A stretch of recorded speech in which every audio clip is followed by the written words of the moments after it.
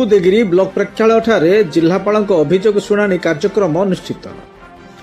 स्थानीय गोष्ठी उन्नयन अधिकारी मनोज कुमार देवता अध्यक्षतार स्थानीय ब्लॉक प्रेक्षालय जिलापाल अभियोग शुणाणी कार्यक्रम अनुष्ठित हो जाइछि।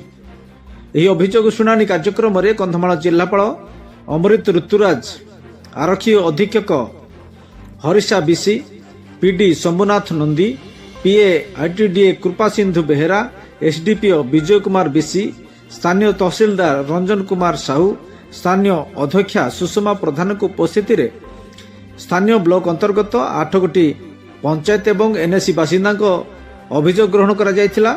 କାର୍ଯ୍ୟକ୍ରମରେ ବ୍ଲକ ତଥା ପରିଷଦ ଅନ୍ତର୍ଗତ ସମସ୍ତ ସରକାରୀ କର୍ମଚାରୀ ଉପସ୍ଥିତ ରହିଥିବା ବେଳେ 44 ଜଣ ଲିଖିତ ଅଭିଯୋଗ ପତ୍ର ଜିଲ୍ଲାପାଳଙ୍କୁ ପ୍ରଦାନ କରିଥିଲେ। ସେଥିମଧ୍ୟରୁ 5ଟି ଅଭିଯୋଗ ଜମି ଜମା ସମ୍ବନ୍ଧିତ, ପ୍ରଧାନମନ୍ତ୍ରୀ ଆବାସ ଯୋଜନା 10ଟି, ରାସନ କାର୍ଡ 4ଟି, ଜବ୍ କାର୍ଡ 3ଟି, ସୁଭଦ୍ରା ଯୋଜନା ପାଇଁ 6 ଗୋଟି, ଲକ୍ଷ୍ମୀ ବସ୍ ପାଇଁ ଗୋଟିଏ ଓ ଅନ୍ୟାନ୍ୟ ଉନ୍ନୟନମୂଳକ କାର୍ଯ୍ୟ ପାଇଁ 21ଟି ଅଭିଯୋଗ ଗ୍ରହଣ କରାଯାଇଥିଲା।